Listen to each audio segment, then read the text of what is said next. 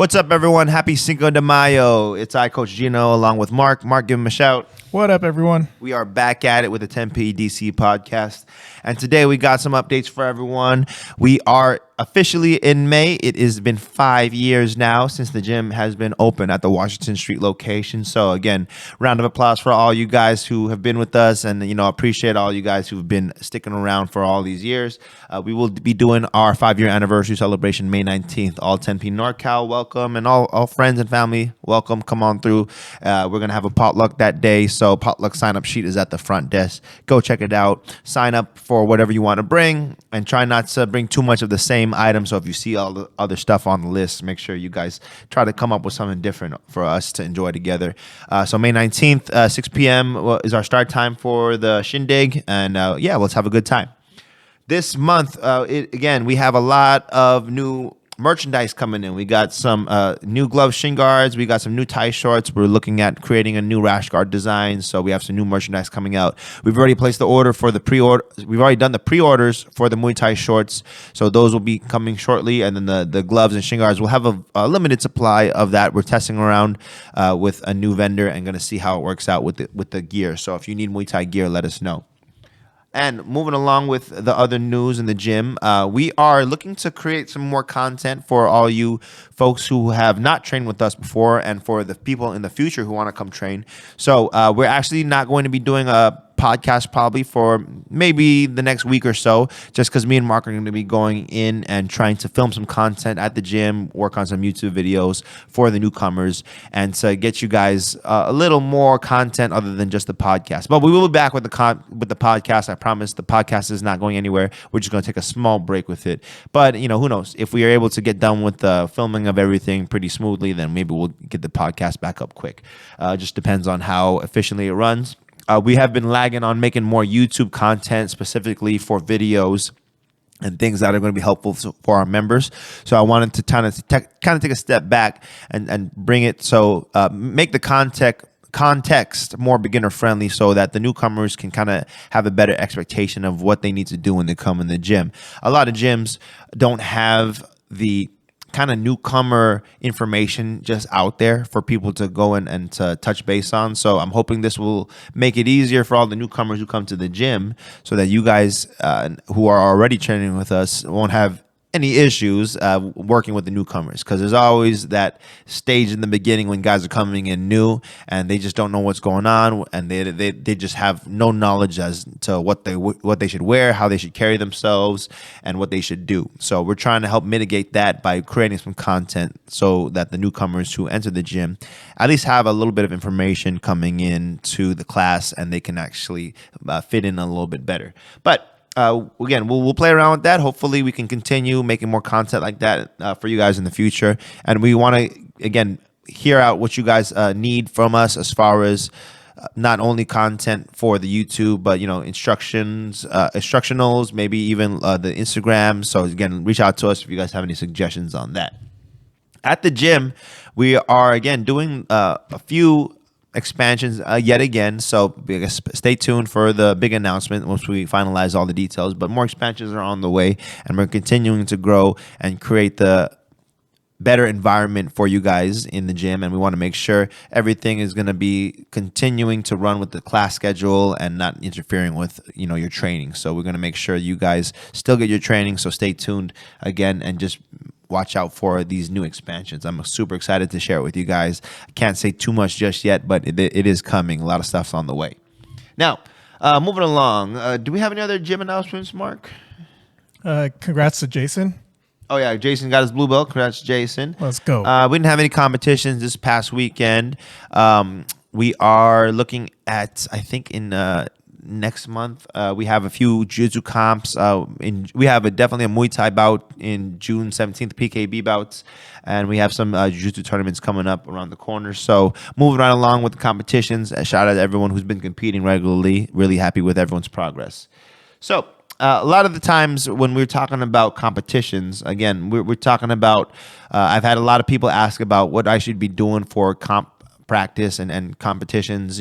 Coming to class number one, always doing that, but also making sure you guys are getting your work outside of the gym wherever you can. And hopefully we can add more for you guys to get more training at the gym. But for now, just do your best to try to get the training in, whether it be your conditioning, whether it be your strength, your speed work, whether you're cross training in other gyms. Just continue to stay consistent with the training, and that's the big key right there. A lot of you guys who are competing for the first time and you're coming up in trying to figure out what's the best schedule for you guys to train. Try to make sure you're not going fully red line on each session. You're not just hitting the gas 100%. Make sure you guys are alternating your hard days and low impact days so that you guys can have good training consistency. And again, ask the coaches for any help and any guidance you guys need for the training camps. We'll be glad to help you guys. So moving along, we got a lot of combat sports news for you guys today. ONE FC is fighting tonight, Cinco de Mayo. First ONE FC card that is, I'm not sure if it's the first one in the U.S., but it is definitely a big one. Tonight we have the debatable GOAT, Demetrius Mighty Mouse Johnson, with the rubber match against I forgot his name already. Adriano Moraes. Let me make sure I got that pronunciation right.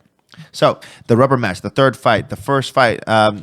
Mighty Mouse was knocked out with the knee. Second fight, he came back with a KO of himself against Adriano, and now we have the third matchup. So that's going to be a good one. A lot of big ONE FC fighters coming out for this one too as well. We got Rod Tang fighting on the co-main event. We got Stan Fairtex fighting as well, first time on U.S. soil. Mikey Musameki fighting for a grappling match.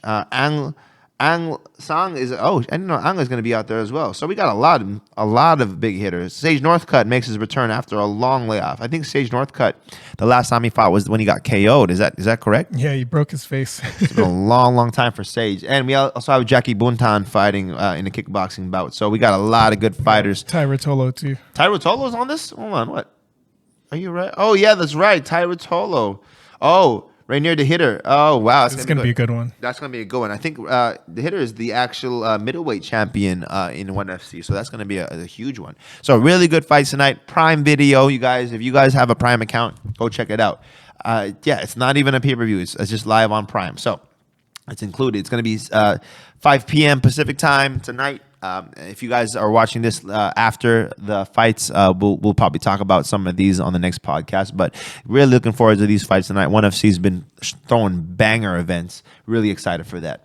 And on the other side, we have the UFC fights tomorrow and the return of the King of Cringe, Henry Cejudo, along with the Funk Master, Aljamain Sterling. So, co-main event, also another huge one. Bilal Muhammad versus Gilbert Burns. Gilbert Burns coming off of his third fight this year. Crazy. Third fight, and it's only May. Third fight this year.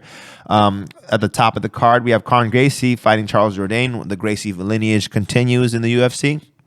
And we also have Jessica Andrade fighting Yan Xiaonan. So we got some good fights coming up. A lot of fights got canceled, looks like. It was supposed to be Oliveira and Dariush on this card. That would have been a great one. Bryce Mitchell was also scheduled to appear, but didn't work out for him. So I want to talk briefly about some of these fights coming up. Let's talk real quick again on the top of the card, the Kron Gracie fight versus Charles Jourdain. Now, Kron Gracie, I'm a huge fan of, obviously, with him being of Gracie lineage, and Gracie blood more so. He is the kind of the last stand for the Gracie family in the sense of the only Gracie, I believe, that's in the MMA, that's in the UFC right now. So this is going to be huge for him. But Charles Jourdain is a very, very good fighter, and I'm very concerned with how that's going to work out for Kron. But Kron's been off for a long time, but Kron is a fighter, and it's in his blood. Being the child of Rickson Gracie, the legend of the sport. For that one, I'm leaning towards Jourdain to win it, but I would love to see Kron get that victory. Jourdain, I feel, has been a little bit more active, and Kron definitely has been out for a long time. And with the less experience, only 6 fights in MMA, and Jourdain almost at 20 fights in his, I believe he is at 20 fights, yes. So more than double the experience in MMA. Obviously, Kron has the grappling experience and the martial arts experience, but MMA is a whole nother beast. So we will see how that turns out. Let's jump right back into the co-main events. Bilal Muhammad and Gilbert Burns. Gilbert Burns, again, third fight in the year. And Bilal Muhammad, who's been super active as well on a big win streak. This is going to be a tough one. It's going to be a good fight. I feel like Burns is going to get the edge on this one. Bilal is a monster, though, so you never know with this case. Those both are really high-level contenders in the welterweight division. I'm going to go with Burns. Mark, who you picking on that one? Oh, this is a tough one. I got to go with. Let's go with Burns on this one. Burns, again, something has to be said about how much of a dog Gilbert Burns is. It doesn't matter who it is. He's ready to fight. Bilal's been kind of waiting in the wing for his title shot and doesn't really want anyone unless you're like in the top 3. But Burns is ready. Burns is ready to go. And we saw with his last few fights, he's just been killing it. So we will see how that one turns out tomorrow night, pay-per-view event. And the top of the card, the main event, the big show, the return of, again, the Triple C, Henry Cejudo, and Aljamain Sterling.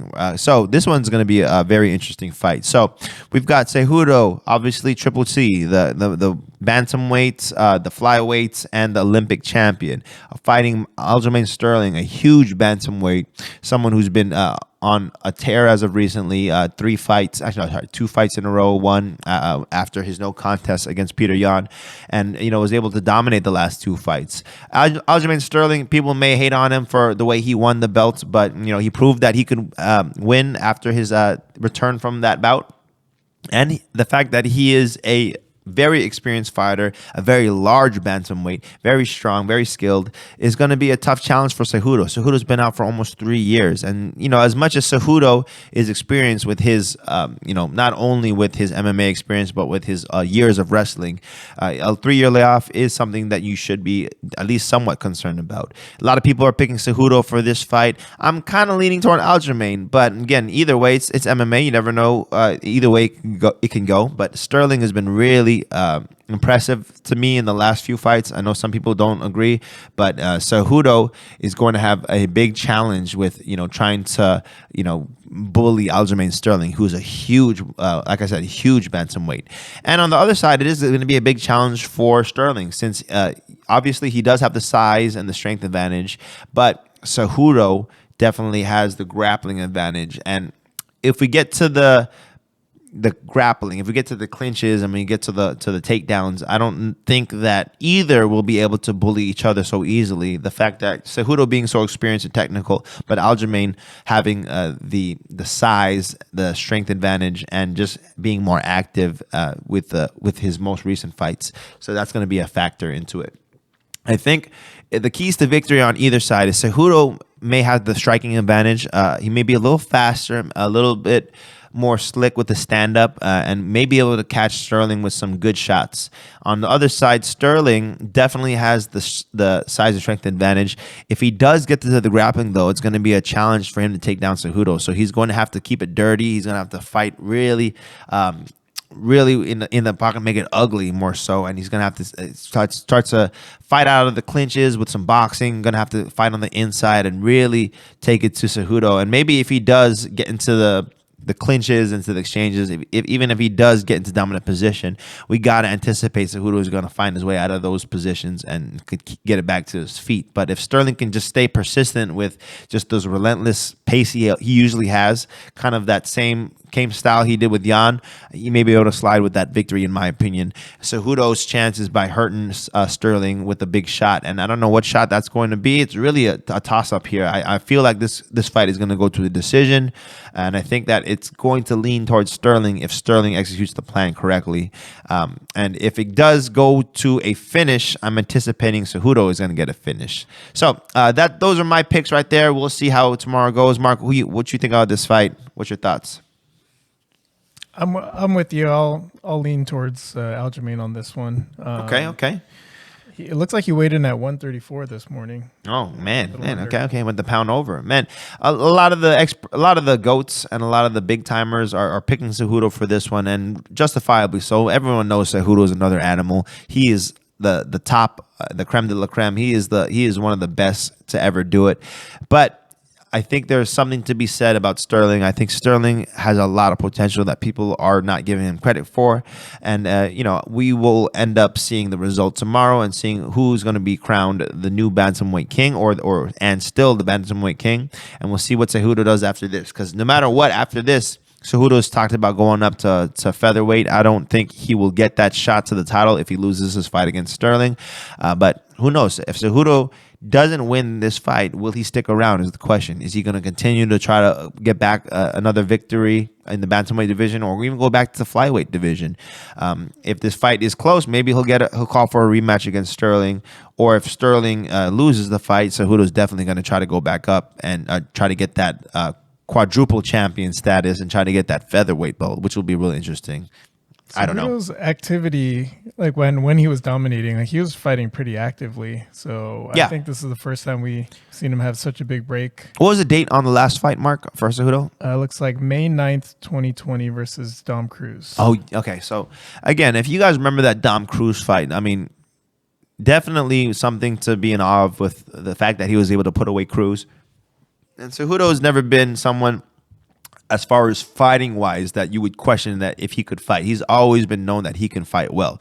Everyone may have opinions about how he promotes fights, the fact that he calls himself the cringe king, and the fact that he's not the most, in a sense, he's not the most graceful in a sense with his words, I should say, or the way he markets himself, but he does that on purpose. And I think Cejudo is a smart guy. He's been working with a lot of top contenders and champions. He's worked with Whaley, worked with John Jones. He's been in the gym the whole time during his retirement. He hasn't been sitting on the sidelines. He hasn't been just like doing nothing. He's been at the events. He's been watching the fights. He's been watching closely. I was really hoping that he was going to get that fight against Sean O'Malley, because after that smack talk after O'Malley beat Jan, I thought that he would be able to get that tune-up fight. But he went right for the belt, went right for the champ, for Sterling, and he's feeling like it's a good matchup for him. But again, I am a big fan of Sterling. I like the way he fights. It's a very, very tough fight for anyone when you fight Aljamain Sterling, and I think he's got a good chance to get in the victory tomorrow. Cejudo is always a threat, though, so don't ever sleep on Cejudo and his skill sets. The man is a champion, a triple champion for a reason.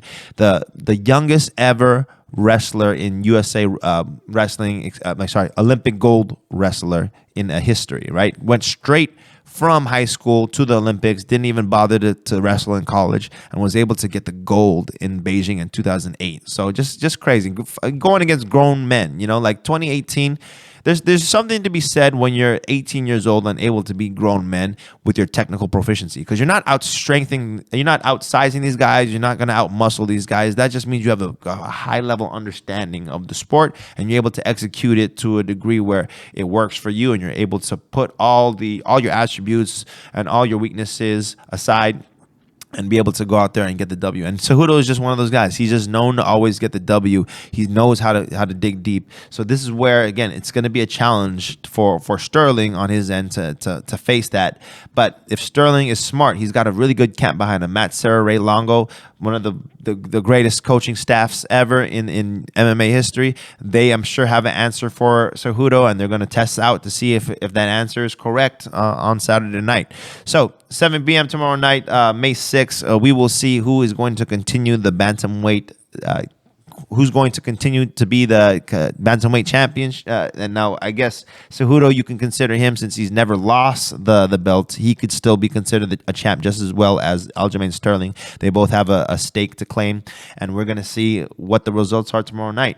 So after that, we've got a few other fights coming up for the UFC. We'll real quick touch base on what's coming up in the future. We've got Rosenstruik versus Gelton Alameda in the following week. We've got another fight night with Edmund Shabazian is headlining. Interesting. And Anthony Hernandez. Not too many big fights. Kai Kara France and Amir Alibaz. So we are looking at the next big UFC pay-per-view, Amanda Nunes versus Irene Aldana. So not too many big fights coming up. I think this is going to be the biggest one for a while. We're looking at some boxing fights coming up. I think we're still looking at, who is it? we just had the Garcia and Tank fight, and then we're looking at who's going to be next to fight Tank. And then I think Tank just got under house arrest recently, and he's going to have to deal with that before he fights anyone upcoming. We're looking at the Nate Diaz and the Jake Paul fight, and that's going to be in a few weeks, if I'm not mistaken. What's the date on that? Looks like it's going to be August. Oh, is it August? We got a while away. Oh, we got a long time for that. Okay, August 5th. I'm mistaken. We have a long time for that. We also had this past weekend, which I forgot to mention and touch base on, was BKFC. We saw the retirement of Chad Mendez after he defeated Eddie Alvarez. After he lost to Eddie Alvarez, right? I think Eddie won that fight. And then we had Luke Rockhold get his teeth knocked out by Mike Perry. So another interesting fight. The BKFC events has been wild these past few times, and I think that they're just going to continue along with getting these retired MMA fighters to jump on their shows. So I'm not the biggest follower of BKFC, but it seems like they're doing pretty well, and they've been putting on good fights. I haven't heard much with what's coming up in the near future, but the last events looks like they've been really fun to watch, and I'm excited to see which next retired fighters are going to jump into the BKFC. Bare knuckle fighting is something to watch if you guys are into the blood and guts part of combat sports. There's few sports bloodier than BKFC. But other than that, Mark, anything else that I missed for today? Joe is hosting the Mommy and Me Jiu-Jitsu this weekend, right? Yes, very good. So Coach Joe is going to be hosting a pre-Mother's Day open mat on May 7th this weekend. We're going to have mothers and their daughters be welcome to join in on the mat and enjoy the time together. We will be looking at on the 19th, like I said, with the 5-year anniversary, we'll do a kids promotion day before that. So kids, if you're looking for the parents who are listening, the kids are doing their promotion day. Make sure you guys sign up for those. When you guys go to the gym, you'll see the QR code posted up around the gym. You'll see you can sign up the sheet there. And we're looking at also doing another sparring day pretty soon for our Muay Thai students. For the kids and adults, we'll do another sparring day. Try to invite some teams out to help us with some sparring, and it'll be a good time. So a lot of fun events coming up in the future, guys. I'm super excited to tell you guys more about it. Again, we're going to put that content up for you guys pretty soon. We'll make sure you guys stay in the loop so that you guys can stay tuned. Newsletter is out as well. Make sure you guys check your emails. If you guys haven't received the newsletter, please let us know so that we can get you guys the information you guys need. Yes, but other than that, that's it from my end of it. Mark, any last thoughts before we close it out? Yeah, all good here. All right, guys. Take care. Train hard. Stay consistent. See you guys back in the gym.